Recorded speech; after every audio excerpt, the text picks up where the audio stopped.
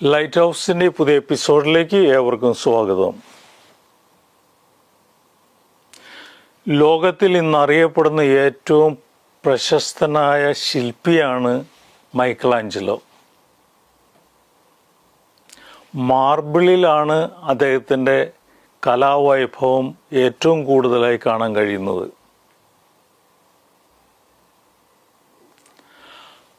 ഇദ്ദേഹം പണിയാൻ ഉദ്ദേശിക്കുന്ന മാർബിൾ ശില അദ്ദേഹം തന്നെ തിരഞ്ഞെടുക്കുന്നതാണ് പതിവ്. ഇറ്റലിയിലെ മാർബിൾ മലകളിൽ ഇദ്ദേഹം തന്നെ നേരിട്ട് ചെന്ന് ജോലിക്കാരുടെ സഹായത്തോടെ മാർബിൾ തിരഞ്ഞെടുക്കും. ഭാരമുള്ള മാർബിൾ അദ്ദേഹം പറയുന്ന വലിപ്പത്തിൽ വെട്ടിയെടുത്ത് അദ്ദേഹത്തിൻ്റെ പണിശാലയിലെത്തിക്കും. അദ്ദേഹം എപ്പോഴും പറയും, ഈ ശിലയിൽ ഞാനൊരു മാലാഹയെ കാണൂ, ആ മാലാഹയെ ഞാൻ പുറത്തെടുക്കുന്നു എന്ന് മാത്രം. മോസസ് എന്ന പ്രതിമ ഉണ്ടാക്കിയപ്പോൾ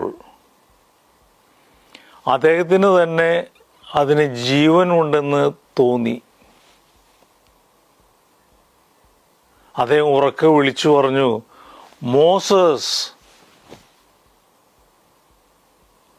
അദ്ദേഹത്തിന് ഇന്നറിയപ്പെടുന്ന പ്രതിമകൾ ദാവീദ് കവണി കൊണ്ട് കല്ലെറിയുന്നതും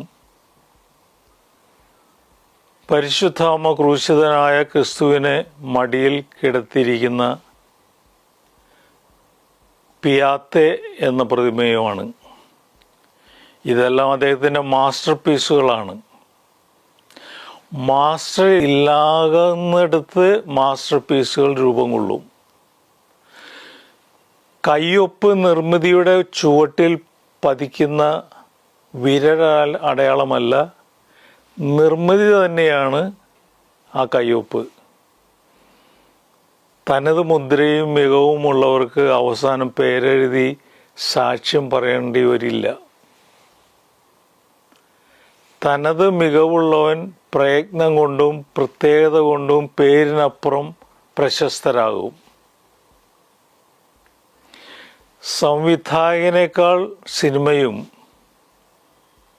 എഴുത്തുകാരനേക്കാൾ നോവലും ശില്പിയേക്കാൾ ശില്പവും പ്രശസ്തമാകുന്നുണ്ടെങ്കിൽ അതിനർത്ഥം കഴിവുകൊണ്ടും കഠിന പ്രയത്നം കൊണ്ടും അത്ഭുതം സൃഷ്ടിക്കുന്ന സാധാരണക്കാർ ഇപ്പോഴും ശേഷിക്കുന്നുണ്ട് എന്നുള്ളതാണ്. എല്ലാ ഉത്കൃഷ്ട സൃഷ്ടികൾക്ക് പിറകിലും ആരും തിരിച്ചറിയാത്ത മൗനവും മനനവും പ്രയത്നവും ഉണ്ടാകും. പ്രതിഭകളെ കാണുമ്പോൾ അവരുടെ കിരീടത്തെക്കുറിച്ച് മാത്രമല്ല, പാതകങ്ങളെക്കുറിച്ച് കൂടി ചോദിക്കണം. വിജയഘോഷങ്ങളെക്കുറിച്ചുള്ള മാത്രമല്ല, പരാജയ നിമിഷങ്ങളിലെ കണ്ണീരിനെ കുറിച്ചുകൂടി അറിയണം. ആരും ഒരു രാത്രി കൊണ്ട് ശ്രേഷ്ഠരാകുന്നില്ല. എല്ലാവർക്കും തങ്ങൾ സഞ്ചരിച്ച സമാനതകളില്ലാത്ത സങ്കടങ്ങളെക്കുറിച്ചും സഹനങ്ങളെക്കുറിച്ചും പറയാനുണ്ടാകും.